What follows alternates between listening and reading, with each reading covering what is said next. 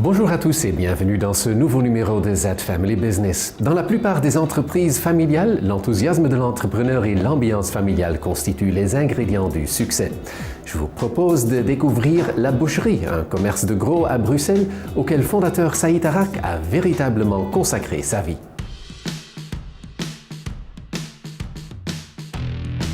L'entreprise familiale bruxelloise La Boucherie est un grossiste et distributeur de viande, de volaille, de gibier et de diverses préparations. Le CEO Saïd Arak vient d'une famille de bouchers. À 17 ans, il a décidé de mettre en place sa propre entreprise, fournisseur pour l'Horeca.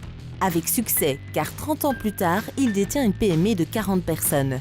Sa principale motivation est encore et toujours l'amour de sa profession. C'est un chouette métier.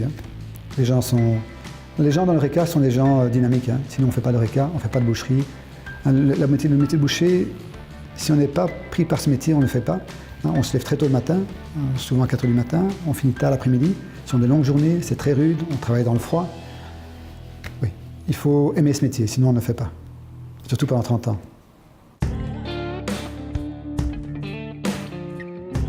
Il y a 7 ans, la société a déménagé d'Uccle vers un bâtiment plus grand à Anderlecht. Cela marque aussi le début d'un partenariat avec 2 investisseurs qui peuvent se vanter d'avoir une longue expérience dans l'industrie alimentaire. Je pense qu'on a une expérience qui permet d'apporter beaucoup de choses aussi à l'entreprise et à l'entrepreneur qui est plus jeune que nous. Mais je pense que l'homme a fait qu'on a dit oui. Oui, ce sont ses qualités. Il est aussi très présent. C'est-à-dire qu'il est assez courageux de faire ce trajet tous les jours, d'être là très tôt dans l'entreprise, de quitter, pas quand il en a envie, mais quand il peut, quand il faut. Cela montre à quel point Saïd Arak est toujours engagé à sa cause d'entrepreneur familial. Bien qu'aujourd'hui la PME est devenue plus grande, il attache beaucoup d'importance à l'atmosphère dans l'entreprise. Alors aujourd'hui, nous devons préparer chaque jour à peu près 200 commandes, chaque matin, entre 4 h et 8 h du matin. Donc pendant 4 heures, il y a une très grosse tension. Donc parfois, il y a des mots plus hauts que les autres. Et pour éviter toute cette tension, j'ai mis en place le matin, après les commandes, la demi-heure de petit déjeuner. Donc après, quand tout est parti, quand les commandes sont en tournée, tous les hommes qui travaillent dans l'usine viennent au petit déjeuner, ils déjeunent, ils ont café, croissant, tout ce qu'on peut imaginer pour un petit déjeuner. Et ça permet de se relâcher et de discuter. Et je fais pareil pour l'heure du midi. Donc pendant une demi-heure, ils reçoivent un repas chaud. Et là, de nouveau, les gens s'asseyent, quand il fait beau, ils sont dehors, on discute, on rigole. Et ça permet vraiment de créer des liens. Oui. Je crois que quand les gens s'apprécient, se respectent, ils travaillent beaucoup mieux ensemble.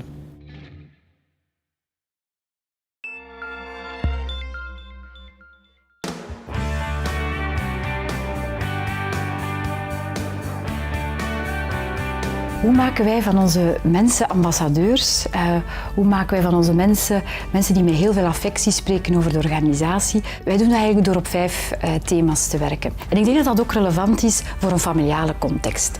In de eerste plaats komt het er eigenlijk op neer dat je mensen relevant werk geeft. Dat je ze goed selecteert, dat je ze inzet op hun sterktes en ze ook wel wat autonomie geeft. Een tweede thema waar wij op werken is eigenlijk de aansturing. Het is belangrijk dat mensen goed weten wat wordt er van hen verwacht. Wat zijn de doelstellingen? Dat zij ook op de juiste manier gecoacht worden, dat er tijd is voor feedback, positieve, zowel als ontwikkelingsfeedback.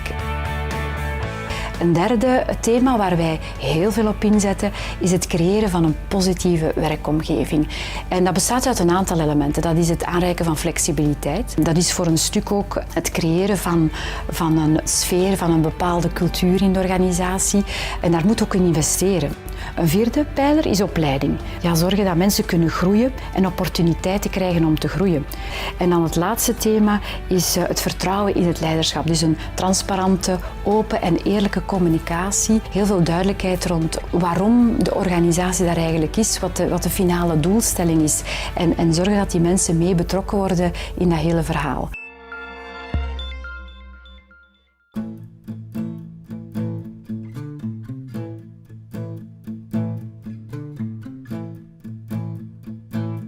Ce n'est pas un hasard si une entreprise comme La Boucherie prête beaucoup d'attention aux relations entre les employés.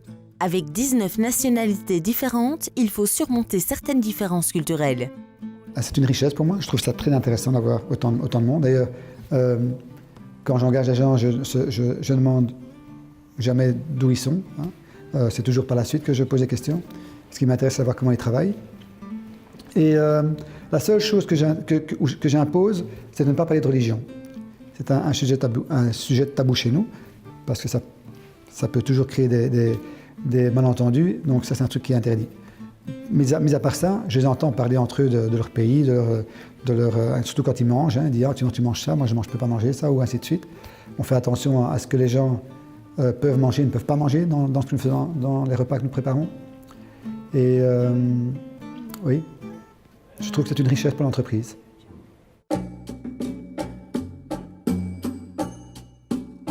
Et pendant que l'entreprise se développe et se professionnalise, Saïd Arak apprend aussi parfois à lâcher son entreprise. La naissance de ses enfants il y a quelques années oblige l'entrepreneur à se concentrer sur un autre équilibre entre travail et vie privée. Je les vois très peu durant la semaine, mais je suis toujours là les jours importants pour eux. Et tous les week-ends sont consacrés à ma famille. On ne doit rien me demander, on ne doit pas m'inviter, je me consacre qu'à ma famille. Et puis il y a aussi des vacances. Donc avant, je ne partais qu'une semaine, une semaine à la fois. Quand je partais en vacances, mon téléphone n'arrêtait pas de sonner. Et je dois dire que depuis que j'ai mes enfants, j'ai vraiment fort délégué la partie commerciale. Quand je suis parti en vacances, je ne réponds plus au téléphone, tout est dévié par mes employés, tout est dévié ici. Et c'est eux qui m'appellent quand il y a un souci. Et je dois dire que parfois, je suis un peu inquiet parce qu'ils ne m'appellent pas. Donc c'est très bizarre de passer comme ça d'un jour où il y a 50 coups de téléphone au lendemain où il n'y a plus d'appels. Aujourd'hui, ma famille est ma priorité. Et je dirais que mon travail, je le fais en fonction de mes enfants.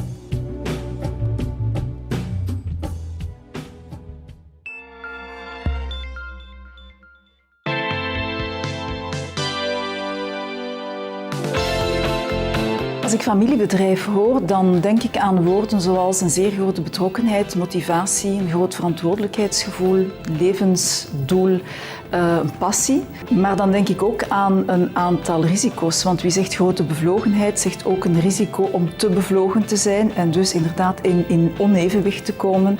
En er zijn ook een aantal andere factoren die dan rond het familiebedrijf zitten, externe factoren, de wereld die heel snel gaat, die heel snel verandert en daar zitten ook wel wat risico's in natuurlijk.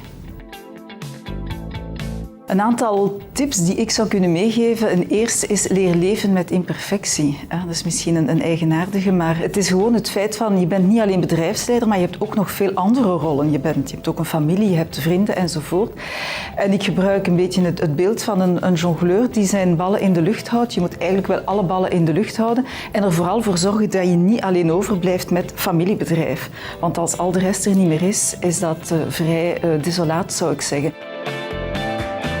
Een andere die ik ook zou geven is zorg goed voor jezelf. Zorg goed voor je gezondheid, al je verschillende batterijen, je fysieke batterij, je emotionele batterij, je psychische batterij. Dus zorg daarvoor, eet gezond, neem voldoende beweging, neem tijd ook om te genieten van de kleine dingen van het leven. Blijf als bedrijfsleider ook jezelf, blijf authentiek en durf als bedrijfsleider zelf ook op de rem gaan staan en geef dat voorbeeld dan ook aan je medewerkers.